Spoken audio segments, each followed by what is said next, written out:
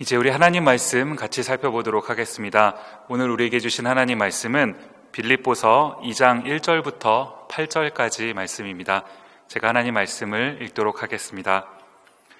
그러므로 그리스도 안에 무슨 권면이나 사랑의 무슨 위로나 성령의 무슨 교제나 긍휼이나 자비가 있거든 마음을 같이하여 같은 사랑을 가지고 뜻을 합하며 한 마음을 품어 아무 일에든지 다툼이나 허영으로 하지 말고 오직 겸손한 마음으로 각각 자기보다 남을 낮게 여기고 각각 자기 일을 돌볼 뿐더러 또한 각각 다른 사람들의 일을 돌보아 나의 기쁨을 충만하게 하라.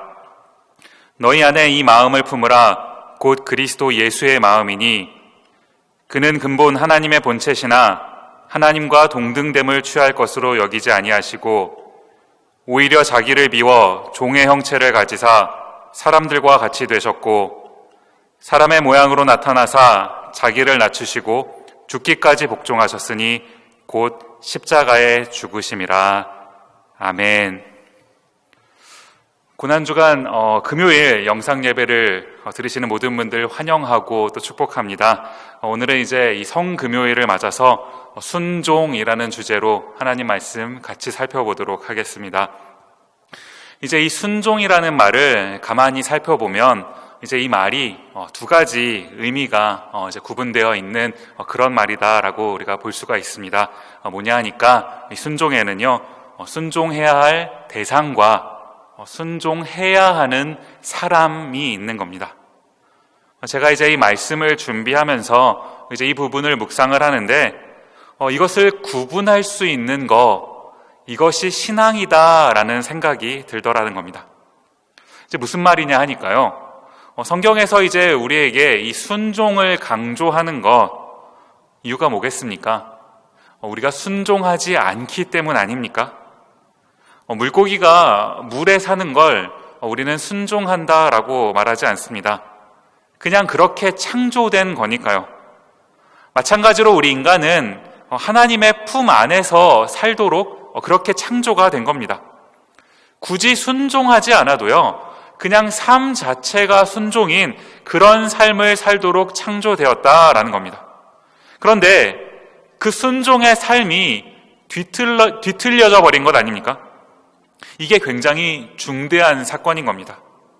왜냐하니까 이 사건으로 인해 이제 다시는 우리의 의지를 가지고 하나님께 순종할 수 없는 그런 상태가 되어버렸기 때문입니다. 이제 우리를 이렇게 만들어버린 이 사탄이라는 존재요. 이제 가만히 보니까 이 사탄이라는 존재의 원래 그 습성 자체가 이렇더라라는 겁니다. 이제 성경이 이 사탄에 관해서 어떻게 이야기를 하냐 보니까요. 구약성경 이사야 14장 12절 말씀 보시면 너 아침의 아들 계명성이여 어찌 그리 하늘에서 떨어졌으며 너 열국을 엎은 자여 어찌 그리 땅에 찍혔는고. 지금 여기 나오는 이 계명성이라는 말, 킹 제임스 버전이라는 성경에서는 이것을 루시퍼라고 번역하는 것 아닙니까? 사탄을 의미하는 말이다라는 겁니다. 이 사탄이 하늘에서 떨어졌다는 겁니다. 왜 그렇습니까? 이어지는 13절 말씀 보시면요, 너가 내 마음에 이르기를 내가 하늘에 올라 하나님의 뭇별 위에 내 자리를 높이리라. 내가 북극 지폐의 산 위에 앉으리라. 또 14절 말씀도 보시면요, 가장 높은 구름에 올라가 지극히 높은 이와 같아지리라 하는도다. 무슨 말입니까? 지극히 높은 이와 같아지리라. 지금 내가 하나님의 위치에 가겠다는 그런 말 아닙니까? 이게 사탄이 타락하게 된 이유다라는 겁니다. 이렇게 타락한 사탄이요, 우리에게도 동일한 유혹을 하는 것 아니겠습니까? 창세기 11장 4절 말씀 보시면요, 또 말하되 자 성읍과 탑을 건설하여 그 탑 꼭대기를 하늘에 닿게 하여 우리 이름을 내고 온 지면에 흩어짐을 면하자 하였더니. 바벨탑 사건 다 기억하시죠? 탑 꼭대기를 하늘에 닿게 하여, 얼마나 탑을 높게 쌓으면 하늘에 닿을 수 있다라고 생각했을까요? 지금 이게 뭘 말하는 겁니까? 하나님과 나는 분명히 구분이 있는 건데 지금 그 구분을 없애겠다는 지금 그런 거 아닙니까? 내가 하나님의 자리에 가겠다는 지금 그런 시도 아닌가요? 사사기 21장 15절 말씀에도 보시면요, 그때 이스라엘의 왕이 없으므로 사람이 각기 자기의 소견에 옳은 대로 행하였더라. 너무 유명한 말씀 아닙니까? 이 사사기 시대를 단 한 줄로 요약한 그 말씀이요. 지금 이 당시 이 사사 시대에 정말 이스라엘의 왕이 없었던 겁니까? 아닙니다. 하나님이 왕이신데 지금 그 하나님을 왕으로 인정하지 않겠다는 그런 말 아닌가요? 사무엘서로 가면 이게 조금 더 노골적으로 나옵니다. 사무엘상 8장 5절 말씀 보시면요, 그에게 이르되 보소서 당신은 늙고 당신의 아들들은 당신의 행위를 따르지 아니하니, 그 다음 보시면 모든 나라와 같이 우리에게 왕을 세워 우리를 다스리게 하소서 한지라. 다른 나라처럼 우리에게도 왕을 달라는 겁니다.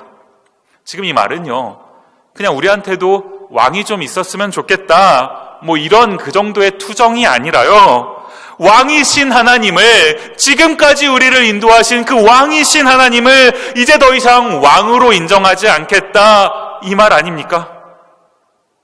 하나님이 이 이스라엘 백성들의 그 마음을 꿰뚫어 보시는 겁니다. 8장 7절 말씀 보시면요, 여호와께서 사무엘에게 이르시되 백성이 내게 한 말을 다 들으라. 이는 그들이 너를 버림이 아니요 나를 버려 자기들의 왕이 되지 못하게 함이니라. 물고기가 물 밖에 나가면 죽습니다. 창조의 이치가 그렇습니다. 물고기가 물에 살아야 되는 거예요. 물고기는요, 자기가 살아야 되는 그 물을 지겹다고 할 수 없는 겁니다.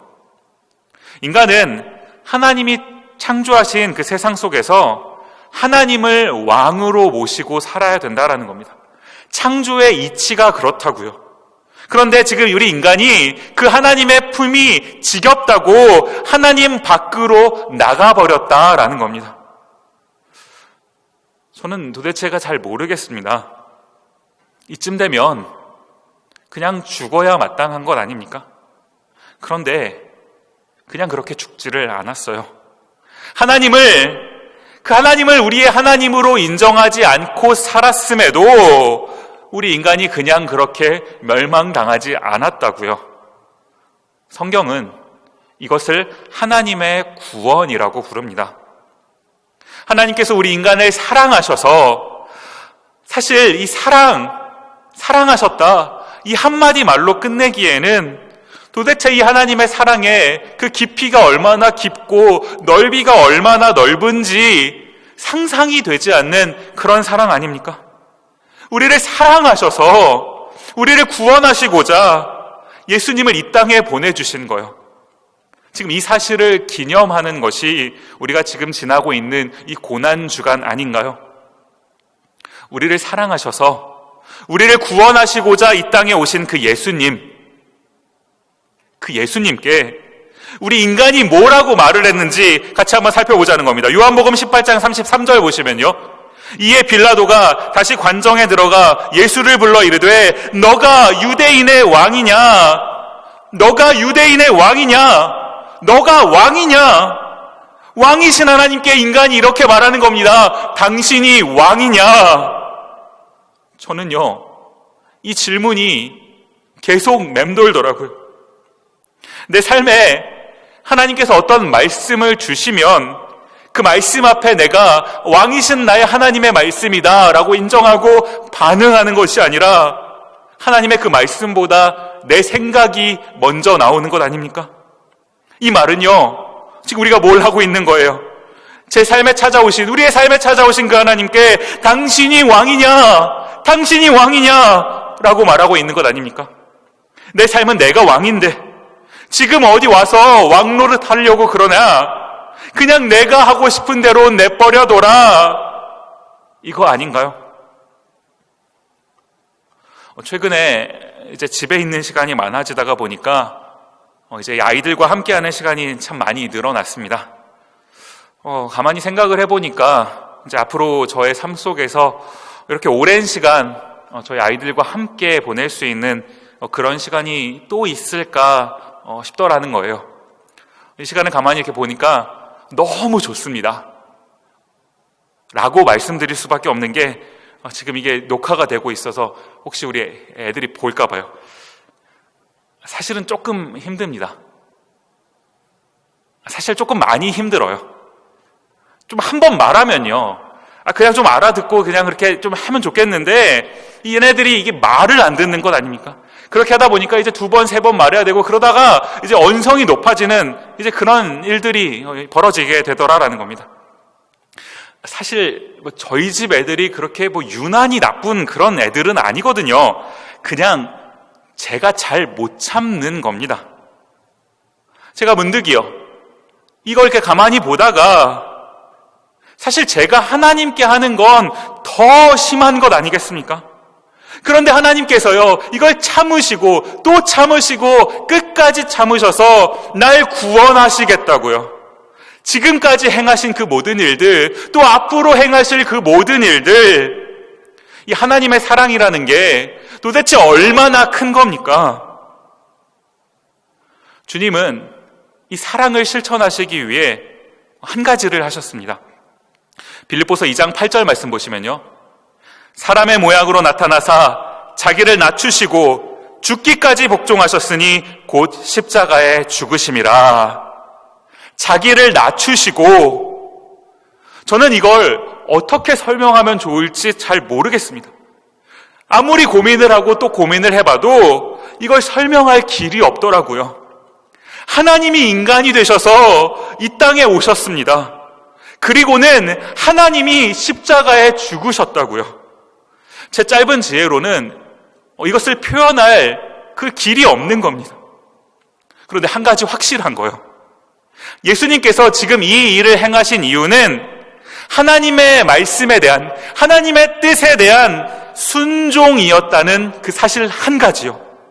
하나님께 순종하시기 위해 예수님께서 이 일을 행하셨다라는 겁니다. 이 순종은요, 예수님이 행하신 이 순종은 묵묵히 그 이유를 다 묻지도 않아요. 하나님의 뜻이 이루어질 것이라는 그 한 가지 확신, 그 확신에 의한 그 순종이요. 오늘 본문 8절 말씀은 이것을 복종이라고 표현하고 있는 것 아닙니까? 순종보다 더 강한 그런 어조 아닌가요?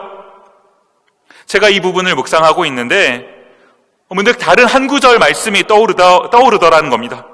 예수님께서 지금 하나님의 뜻에 대한 이런 순종을 행하고 계셨을 때 우리 인간의 반응이 어떠했는지, 그 말씀이요, 마태복음 2장 1절과 2절 말씀 보시면, 헤롯 왕 때 예수께서 유대 베들레헴에서 나심에 동방으로부터 박사들이 예루살렘에 이르러 말하되 유대인의 왕으로 나신 이가 어디 계시냐? 우리가 동방에서 그의 별을 보고 그에게 경배하러 왔노라 하니. 유대인의 왕이요.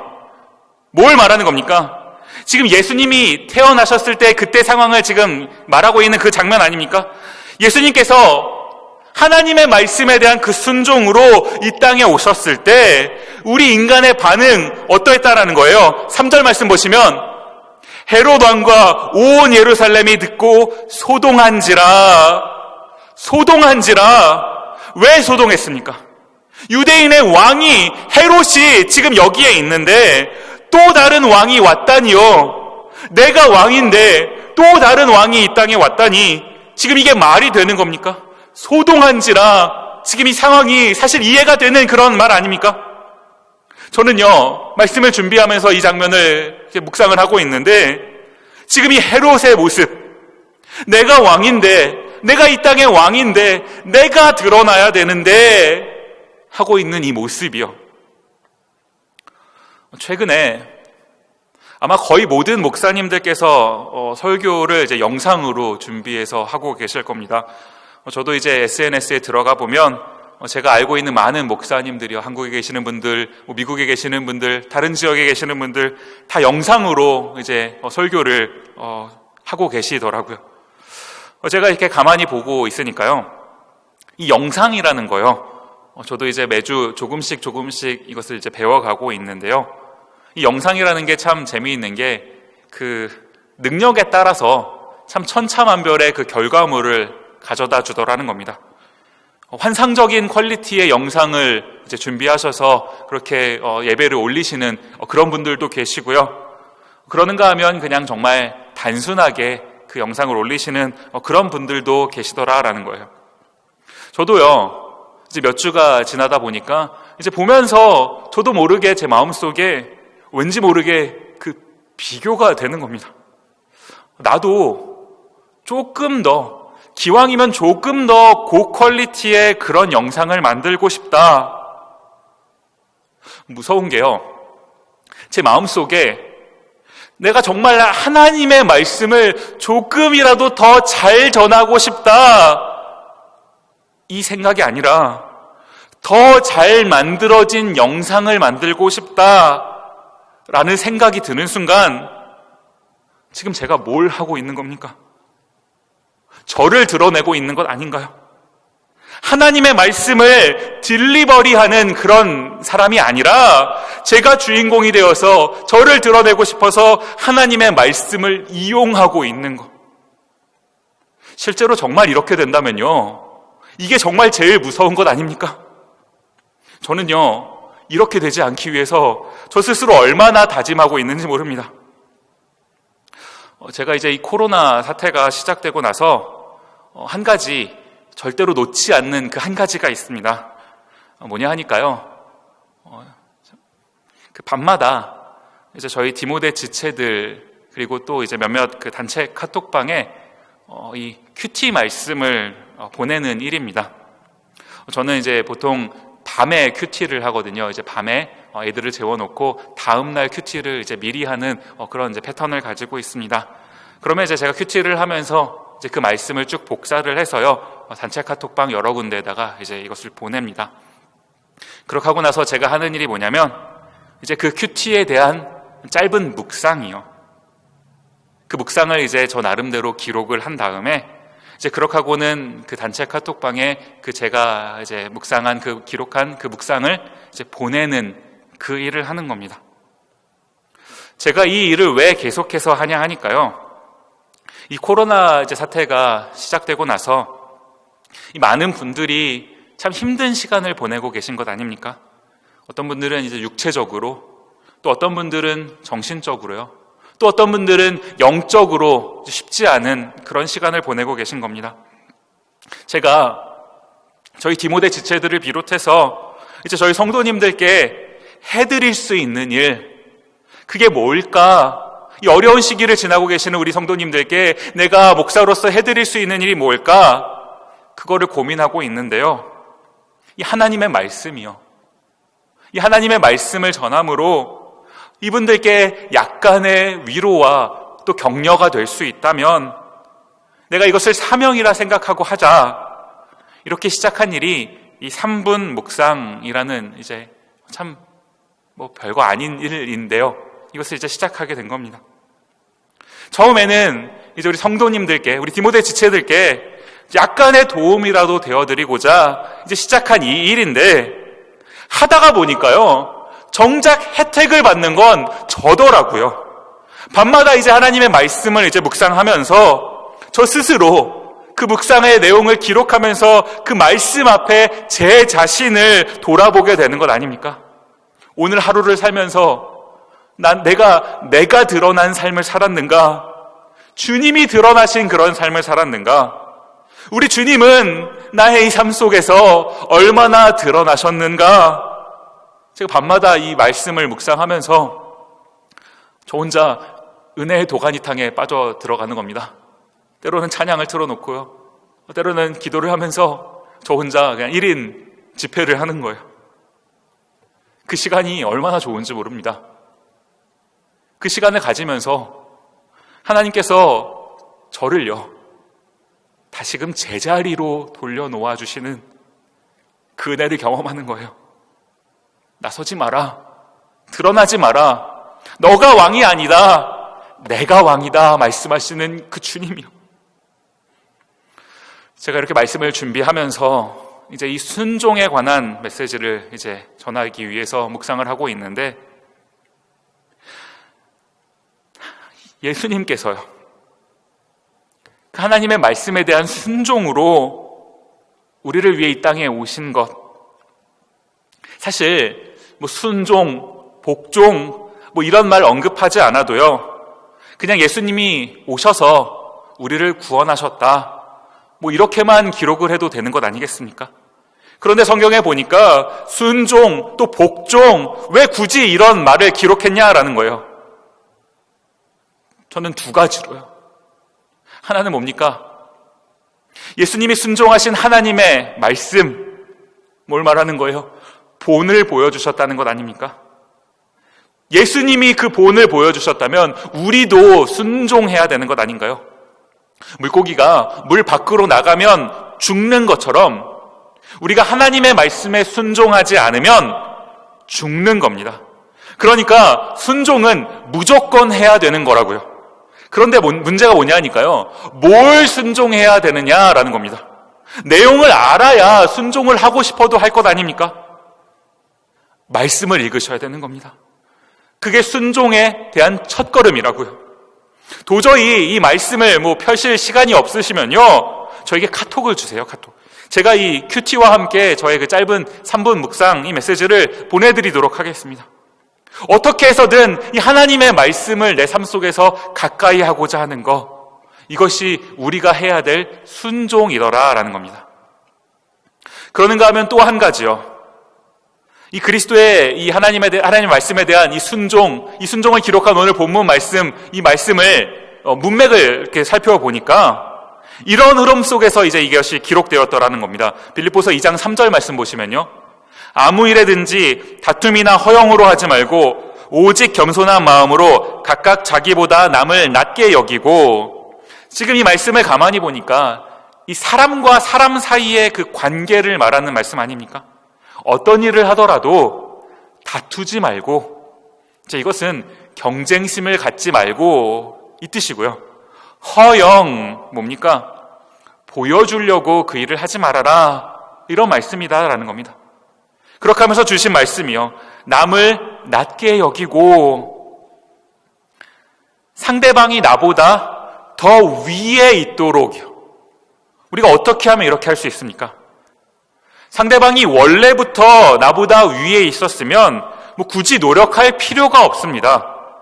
그런데 그렇지 않을 때도요, 어떻게 하면 상대방이 나보다 더 위에 있을 수 있는 겁니까? 내가 상대방보다 더 내려가면 그 일이 가능하다라는 겁니다.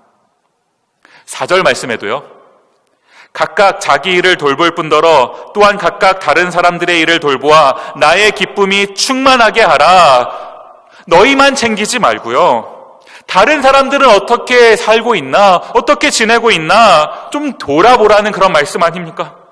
이 코로나가 한창인 지금 이 시국을 살다가 보니까 이 말씀이 더욱 와닿게 되더라고요. 참 많이 뜨끔하게 되는 그런 말씀 아닙니까? 지금 이게 뭘 말하는 거예요? 사람에 대한 순종이요. 지금 어떤 사람을 왕처럼 대하고 그 사람 앞에 순종해라, 그걸 말하는 겁니까? 아니더라는 거예요. 왕이신 하나님이 그 사람을 돌보라 말씀하셨으니 그 말씀에 순종해서 그 사람을 돌보는 일이요, 그 사람을 나보다 낮게 여기는 그 일이요. 말씀을 맺으면서요, 오늘 순종에 관한 말씀을 같이 살펴봤습니다. 우리는요, 어떻게 해서도 아무리 발버둥 치고 노력해도 높아질 수가 없는 사람들입니다. 우리 인간이라는 존재가 그러해요. 그렇다면 우리는 딱 두 가지거든요. 스스로 내려오거나 끌려 내려오거나요. 스스로 내려오는 건 순종이라 부릅니다. 끌려 내려오는 건요, 벌이라 부르는 거예요. 어떤 삶을 살아야 될지 우리가 한번 스스로 깊이 생각해 보면서 오늘 이 성금요일을 맞아서요, 이 순종의 본을 보이신 예수님, 그 예수님의 마음, 너희 안에 이 마음을 품으라 주님 말씀하셨으니 그 마음을 품는 오늘 하루가 되셨으면 좋겠습니다. 같이 기도하겠습니다. 고마우신 하나님 아버지, 성금요일입니다. 예수님께서 이 땅에 오셔서 우리를 위해 십자가에 달리신 날을 기념하는 날입니다. 그리스도께서 본으로 보여주신 하나님께 대한 순종, 우리가 예수님의 그 마음을 품고 같은 순종을 할 수 있는 주의 자녀들이 되도록 은혜 베풀어 주옵소서. 사탄에게 지지 않고 주의 말씀으로 사탄을 이기는 저희 모두가 되도록 큰 은혜로 저희를 덮어 주옵소서. 감사드리옵고 예수님 이름으로 기도드립니다. 아멘.